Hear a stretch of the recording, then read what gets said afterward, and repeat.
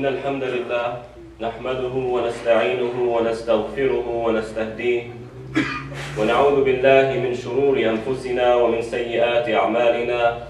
من يهده الله فلا مضل له ومن يضلل فلا هادي له، وأشهد أن لا إله إلا الله وحده لا شريك له، وأشهد أن محمدا عبد الله ورسوله أرسله بالهدى ودين الحق ليظهره على الدين كله وكفى بالله شهيدا. فصلوات الله وسلامه عليه. يا أيها الناس اتقوا ربكم إن زلزلة الساعة شيء عظيم، يوم ترونها تذهل كل مرضعة عما أرضعت وتضع كل ذات حمل حملها وترى الناس سكارى وما هم بسكارى ولكن عذاب الله شديد. يا أيها الذين آمنوا اتقوا الله وقولوا قولا سديدا يصلح لكم أعمالكم ويغفر لكم ذنوبكم، ومن يطع الله ورسوله فقد فاز فوزا عظيما. Indeed, all praises are for Allah subhanahu wa ta'ala because He is worthy of praise. And we ask Allah subhanahu wa ta'ala to help us, to guide us, to forgive us. And we seek refuge from the evil of ourselves and the evil of our own actions.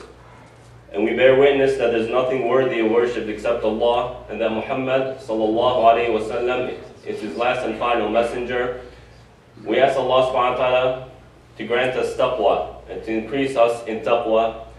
Before we start, I remind everyone that talking during the khutbah is forbidden. The Prophet ﷺ made it forbidden, and he said that even telling the person next to you to stay quiet is not allowed, right? And whoever talks knowingly that you're not allowed to talk or plays on their phone, right, then the reward of coming to this Jum'ah is nullified, right? You still get the credit for coming, but there is no reward because you went against the Prophet ﷺ's command. So we ask Allah subhanahu wa ta'ala to grant us patience. يقول الله تعالى وَرَبُّكَ يَخْلُقُ مَا يَشَاءُ وَيَخْتَارُ. Allah subhanahu wa ta'ala says He creates what He wills and He chooses. Allah subhanahu wa ta'ala is the King of Kings, and He chose certain things to represent His religion. So when Allah subhanahu wa ta'ala created this universe, right, He chose human beings to be the center of this universe. So the earth, if you look around, is as if it's created for our own sake, to benefit from it. Right?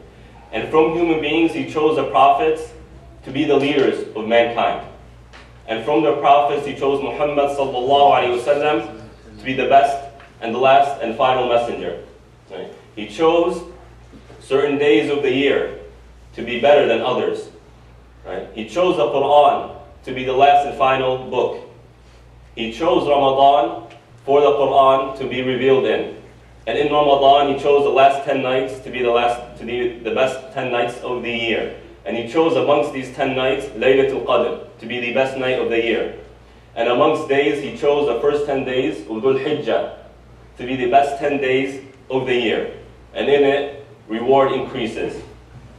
So I'd like to revisit and rediscover the history of these 10 days of Hajj, or the rituals of Hajj, as we are coming close and near to the time of Hajj. Right? So let's rediscover it to recognize and understand and help increase our good deeds during these times. It all starts with Ibrahim alayhi salam. And Allah subhanahu wa ta'ala tells us in Surah Al-Hajj, وَإِذْ بَوَّأْنَا لِإِبْرَاهِيمَ مَكَانَ الْبَيْتِ أَلَّا تُشْرِكْ بِي شَيْئًا وَطَهِّرْ بَيْتِيَ لِلطَّائِفِينَ وَالْقَائِمِينَ وَالرُّكَّعِ السُّجُودِ وَأَذِّنْ فِي النَّاسِ بِالْحَجِّ يَأْتُوكَ رِجَالًا وَعَلَى كُلِّ ضَامِرٍ يَأْتِينَ مِنْ كُلِّ فَجٍّ عَمِيقٍ لِيَشْهَدُوا مَنَافِعَ لَهُمْ وَيَذْكُرُوا اسْمَ اللَّهِ فِي أَيَّامٍ مَعْلُومَاتٍ عَلَى مَا رَزَقَهُمْ مِنْ بَهِيمَةِ الْأَنْعَامِ. Allah subhanahu wa ta'ala says, we showed Ibrahim alayhi salam the place of the house, meaning the Kaaba. Ibrahim alayhi salam was commanded by Allah subhanahu wa ta'ala to take Hajar, right, his second wife, with Ismail, his newborn, to Mecca, a place where there was absolutely nothing. It was desolate. وَادٍ غَيْرِ ذِي زَرْعٍ, a valley with absolutely no agriculture in it. And this shows us that the opinion of scholars that that Kaaba was built by Ibrahim alayhi salam and not by Adam.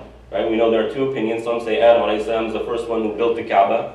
He put the foundation of the Kaaba there, and then Ibrahim renewed it. The second opinion is that Ibrahim alayhi salam, he's the one who actually built it from scratch. Right? And this opinion is backed up by the reality that no one was there. Right? If there was a Kaaba, a place of worship, society would have been built around it, just like a masjid here in America. People tend to gravitate to the masjid. That's an opinion. Right, so Ibrahim alayhi salam with Ismail built the Kaaba. And Allah subhanahu wa ta'ala told them, وَإِذْ بَوَّأْنَا لِإِبْرَاهِيمَ كَانَ الْبَيْتِ أَلَّا تُشْرِكْ بِي شَيْئًا. We showed Ibrahim the place of the Kaaba not to worship other than Allah. So the Kaaba, the point of the Kaaba, it is the symbol of monotheism. Hajj is about monotheism. Hajj is about recognizing and fulfilling La ilaha illallah. It's about recognizing that we worship nothing other than Allah. That we believe that nothing is worthy of worship except Allah subhanahu wa ta'ala. So Ismail took this mission. He fulfilled the commands of Allah subhanahu wa ta'ala. He is the one who stayed. Ibrahim returned to Palestine, southern Palestine. Ismail stayed, and from that, the nation of Mecca started.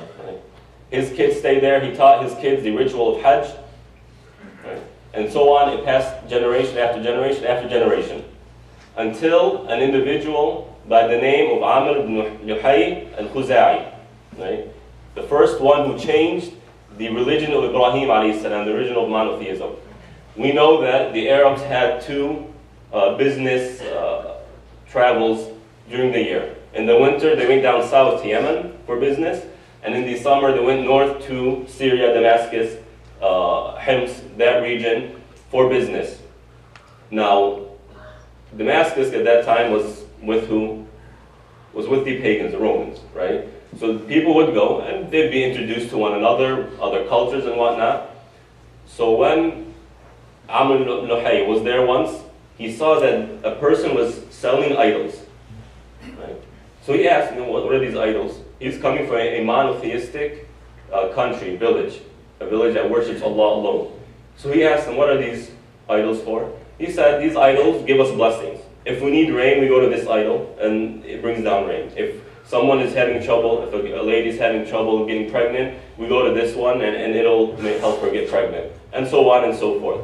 He said, this is pretty cool, right? We need some of those in Mecca because we don't get much rain, and if we don't get rain, we're kind of, we're out of luck. So I'll take 2.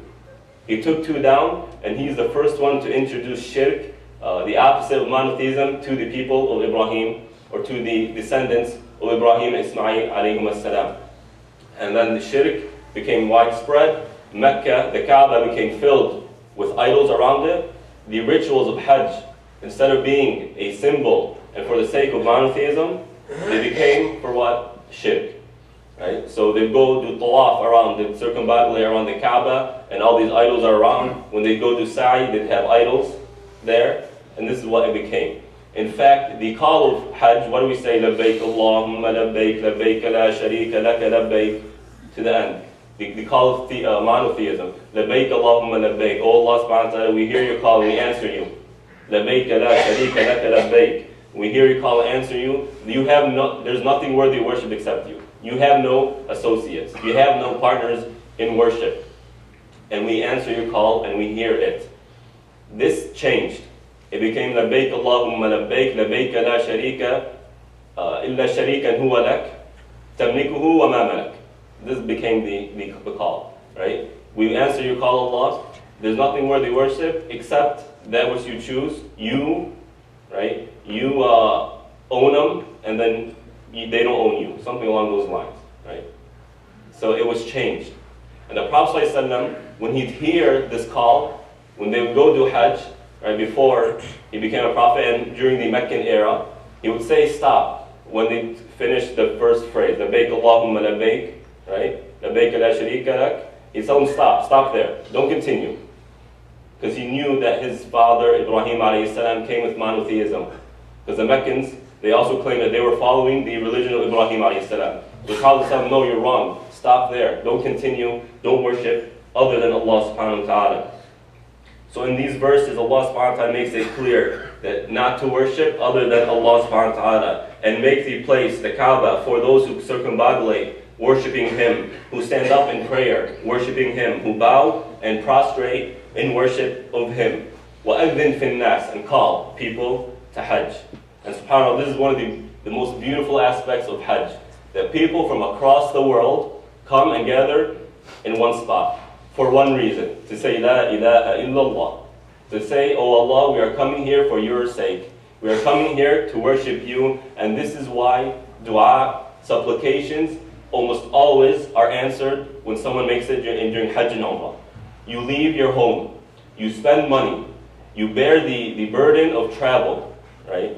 You bear the hardships of dealing with a harsh environment, with dealing with other people, so many people in one area, right? You're doing this for the sake of Allah subhanahu wa ta'ala. And look at this example. Let's say someone lives in America and their wife is in, let's say, Jordan, right?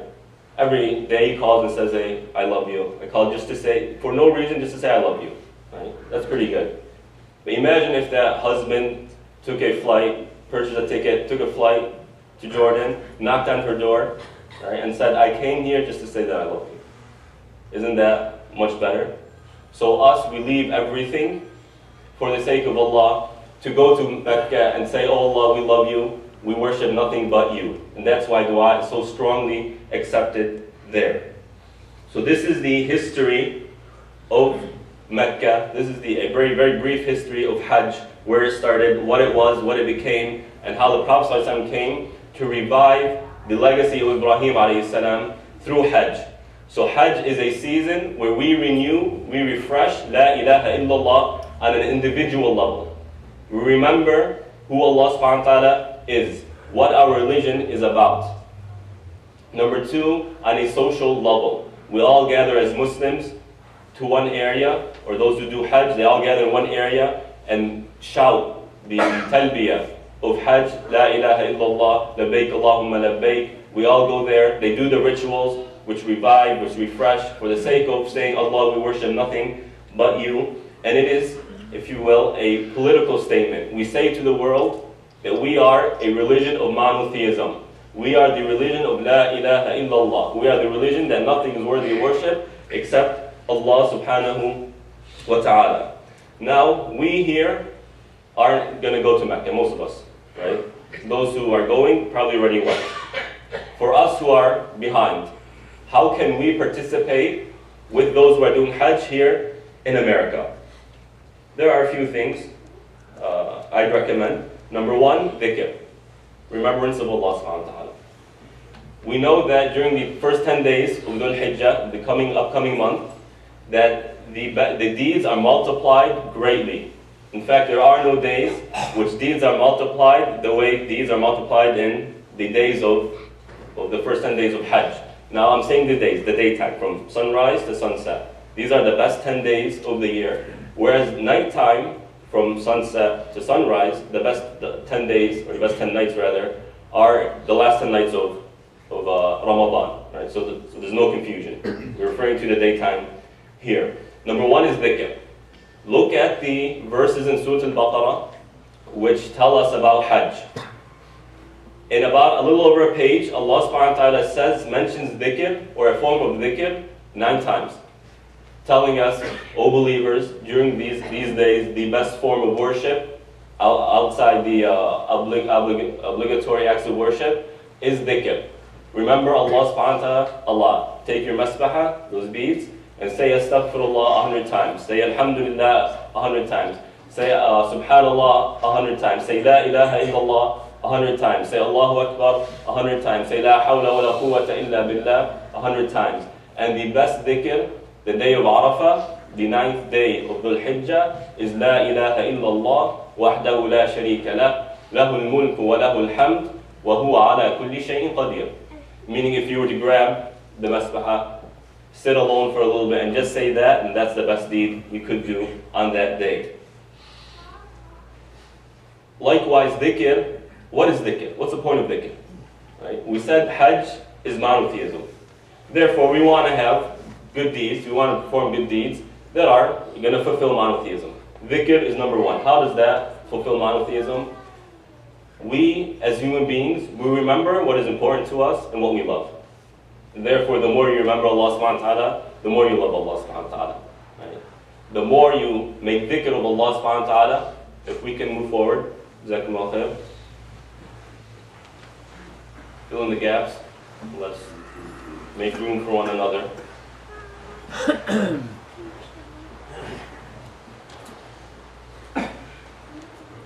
So us as human beings, we remember that which we love. We remember that which is important to us. So when we say Subhanallah, O Allah, we distance you from any imperfection. Right? We're saying, Allah, you are worthy of worship because you are distant from any imperfection. When we say Alhamdulillah, all praises are for Allah subhanahu wa ta'ala. We praise Allah subhanahu wa ta'ala because He is the all-wise, the all-knowledgeable. He decrees for us, He gives us, and withholds from us that which is beneficial to us and for the world in general. Therefore, Allah subhanahu wa ta'ala is worthy of worship because He is all-deserving of praise. Allahu Akbar. There's nothing greater than Allah subhanahu wa ta'ala. And therefore He is the only one worthy of worship. If there was something greater than Allah subhanahu wa ta'ala, then that would have been worthy of worship over Allah. But there is nothing greater than Allah subhanahu wa ta'ala. Therefore He is worthy of worship. La ilaha illallah. The statement of Tawheed. There's nothing worthy of worship except Allah. And so on and so forth. So dhikr is of the highest forms of fulfilling Tawheed and monotheism. Number 2, fasting the day of Arafah. And this is something almost all of us practice, alhamdulillah ba'alameen. The 9th day of Dhul Hijjah, which we'll announce inshallah over the next few days, once the current month ends, we'll let you know inshallah. On the 9th day, the day of Arafah, it is a sunnah mu'akkada, a highly encouraged sunnah to fast that day. Right? And we know that the hadith says, whoever fasts the day of Arafah, then they are forgiven of their minor sins, with the minor sins of the year before and the year after. And again, I say minor sins, not major sins. Some of us, we like to be a little bit, have wishful thinking and say, let's say, I'll just fast Arafah and all my sins are gone. It doesn't work that way. It's minor sins, not major sins. And fasting, as we mentioned during the month of Ramadan, it's about taqwa. And we have taqwa, we gain taqwa, we pursue taqwa because we are pursuing the worship of Allah subhanahu wa ta'ala alone. And finally, slaughtering. We all know the qurbani, the udhiyah, is one of the rituals of Hajj, is one of the rituals even for those who don't participate in Hajj, that after Eid prayer we go and we slaughter for the sake of Allah. Some of us like sending the money to overseas because they are more in need. Others like performing it themselves. Both are good, inshallah. But the point of slaughter isn't for the sake of spilling blood, right? It's for thanking Allah subhanahu wa ta'ala, as these verses say, that we thank Allah, we remember Allah subhanahu wa ta'ala في أيام معلومات على ما رزقهم من بهيمة الأنعام. We remember Allah, we thank Him by slaughtering, thanking Allah subhanahu wa ta'ala that He gave us this blessing of food, which many people don't have. So we thank Allah subhanahu wa ta'ala. It's not about spilling blood, right? It's about thanking Allah by taking this meat, by saying Alhamdulillah Rabbil Alameen, by saying Bismillah Allahu Akbar, right? Recognizing the blessing. And Allah subhanahu wa ta'ala says, لَن يَنَالَ اللَّهَ لَحُومُهَا وَلَا دِمَاؤُهَا وَلَكِنْ يَنَالَهُ التَّقْوَى مِنْكُمْ. Allah subhanahu wa ta'ala, the blood and its meat, what you slaughter, does not reach Allah subhanahu wa ta'ala. That's not the point, right? But what reaches Him is your taqwa, your piety, your mindfulness of Allah subhanahu wa ta'ala. That's what goes to Him, right? So we slaughter out of thanks of Allah subhanahu wa ta'ala. And part of the sunnah, if you slaughter, take 1/3 for yourself and your family, 1/3 give it as gifts to your friends and family, and the other third give it for the sake of Allah subhanahu wa ta'ala. That is the sunnah. If you'd like to take a little bit and give most of it in charity, then that's your choice. But the sunnah is 1/3, 1/3 for yourself and your family, another third you give it to gifts, whether it be to extended family or your friends, and the final third give it as charity. So these are 3 things which are highly encouraged to do during the 10 days of Dhul Hijjah. Number 1, dhikr, remember Allah subhanahu wa ta'ala a lot, and remember that the Prophet said, أيام التشريق أيام أكل وشرب وذكر الله. The 3 days or the 4 days of Tashriq, in the day of Eid, and then the 11th, 12th, and 13th of Dhul Hijjah are days of eating and drinking and remembering Allah subhanahu wa ta'ala. So number 1 is dhikr. Number 2, fasting the day of Arafah. If you like to fast the 10 days, then that's very highly encouraged. And finally, slaughtering the udhiyah, the qurbani, for the sake of Allah subhanahu wa ta'ala. أقول قولي هذا وأستغفر الله لي ولكم.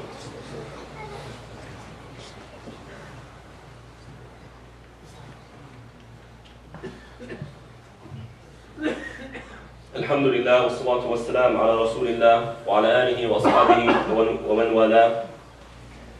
I was requested by a few individuals to talk about intermingling and intermixing between genders. I'm going to have to delay that. Inshallah, I apologize, but there's an important issue that has come up, as you all know, what happened in Virginia, right? The rise of white supremacists. Now, my words are a spiritual advice. They're not political advice. They're not a political context. They are of spiritual advice. How do we deal spiritually, religiously with this new and rising, hopefully it doesn't rise, situation? Number 1, regardless of the hard time, us as Muslims are told that if a calamity befalls you, if something hard, a hardship is coming towards you, latch on to Allah subhanahu wa ta'ala. That's the first thing you should do.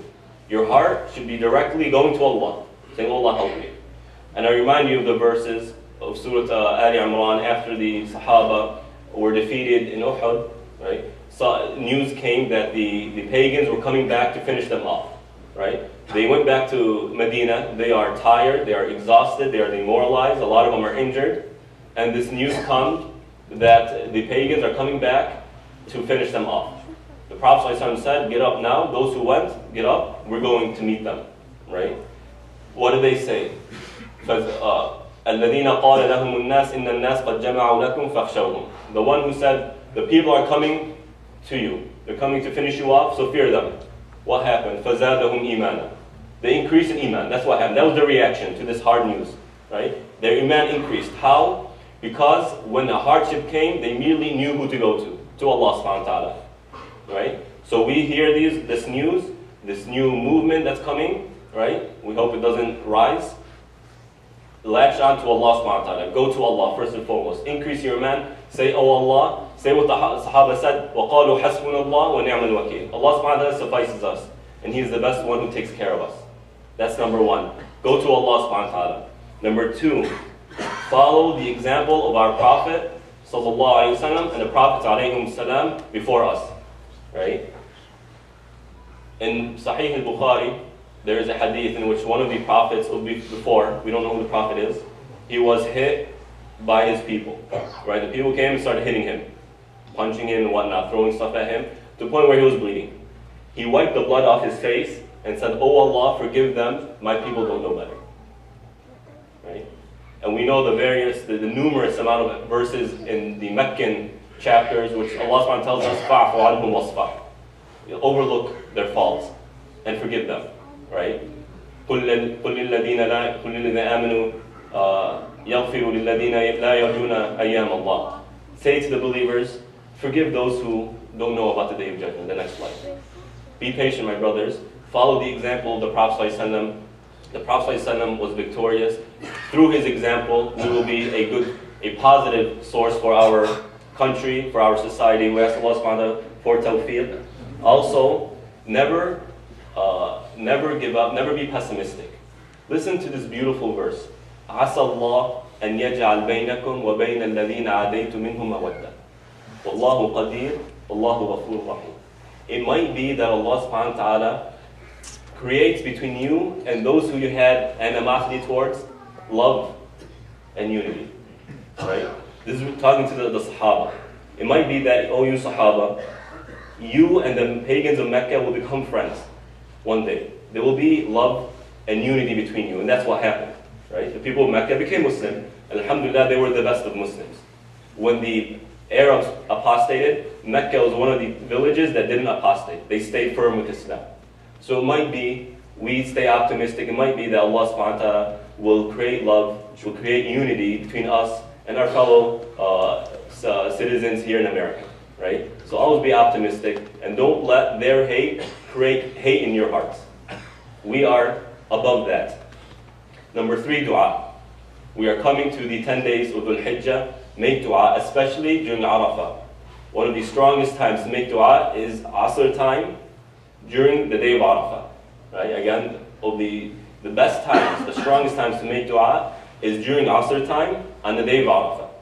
So make dua that Allah subhanahu wa ta'ala will turn away this rise of hate. Allah subhanahu wa ta'ala is able to do all things. Number four, istighfar. Ask Allah subhanahu wa ta'ala for forgiveness. وَمَا كَانَ اللَّهُ لِيُعَذِّبَهُمْ وَهُمْ يَسْتَغْفِرُونَ. Allah subhanahu wa ta'ala does not punish a people if they are making istighfar. So increase your istighfar, brothers and sisters. Every day we should make it a habit to say it at least a few hundred times. It does not take long.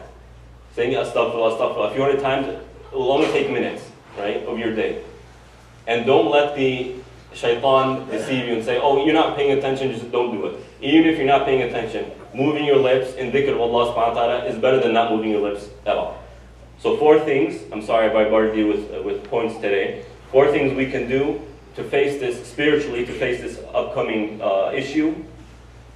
Number 1, to attach ourselves to Allah subhanahu wa ta'ala, seek Allah's help. Number 2, follow the example of the Prophet ﷺ and the Prophets before him. Number 3, make dua. And finally, do istighfar. Before I go to announcements, our masjid has been asked by Syrian refugees that a lot of Syrian refugees come and they work. Alhamdulillah, they're not here to just live off charity. They work hard. But in order to get themselves on their feet, in order to make things a little bit easier for them, they are in need of cars. So if anyone, as a group or as an individual, has a used car, would like to donate a used car to these families so that they can go to work, right? Imagine the reward you're going to get if you provide someone with a means to go to work. And they are going to work to feed their family. We know the hadith that anyone who feeds their family, then in that is sadaqah. So every day, every time they ride that car, every time they go to the market to buy food, every time they go into the masjid, you are getting reward for that. So if you and a group of people would like to donate a car, we're looking for a used car now, right? a used car for these refugees. That would be a lot of reward for you. The days of Hajj are coming, so let's take advantage of that.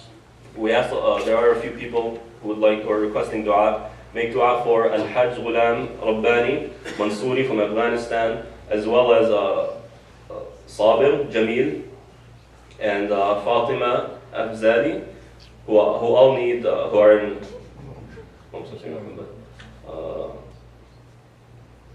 who are in need of dua for their illnesses. So we ask Allah subhanahu wa ta'ala to heal them, grant them a quick healing, to grant them the patience to deal with their test. And I'm sorry, Al-Hajj Ghulami Rabbani Mansouri passed away in Afghanistan, right? So we ask Allah subhanahu wa ta'ala to forgive his sins, to grant his family patience. We ask Allah subhanahu wa ta'ala to make his grave a paradise, and to protect him from any of his sins. Please visit Pillars Academy table outside. It is the only NAEYC accredited Islamic school in Orange County, serving children from infants to kindergarten. Meet PA credentialized teachers. Sign up for a personalized tour and get $100 off from first month's tuition for infant classes. We are looking for used car donations again for the refugee families. If you'd like to donate one, please visit the office. MyOC youth meeting. The youth group will be meeting tonight at 7 p.m. Next week, next Friday, the youth group will be having a barbecue outside. The barbecue is for the youth group and their families, right? So in order to kind of meet with the families, to strengthen the relationship between the coordinators and the families, we invite you to the barbecue, which will be taking place right in the park, right outside, next Friday, not today, next Friday from 6 p.m. To 8 p.m. It's $5 per person, or $20 for a family of 4 or more, right? So again, a barbecue next week from 6 to 8 p.m. This is for the MyOC youth and their families. OCIF is looking for a few more volunteers to help build a house for a needy family in Tijuana, Mexico on October 14th. Sign up at the office. OCIF's Friday program, Pillars Academy, Weekend School and Pillars Academy Full-Time School are starting next week. If interested in any of our programs, please visit the office or the school. The announcements can be found on the TV outside. We ask Allah subhanahu wa ta'ala to forgive the believers. We ask Allah subhanahu wa ta'ala to grant us patience and taqwa. اللهم اغفر للمسلمين والمسلمات والمؤمنين والمؤمنات الأحياء منهم والأموات إنك سميع قريب مجيب الدعوات يا رب العالمين. ربنا آتنا في الدنيا حسنة وفي الآخرة حسنة وقنا عذاب النار وأقم الصلاة.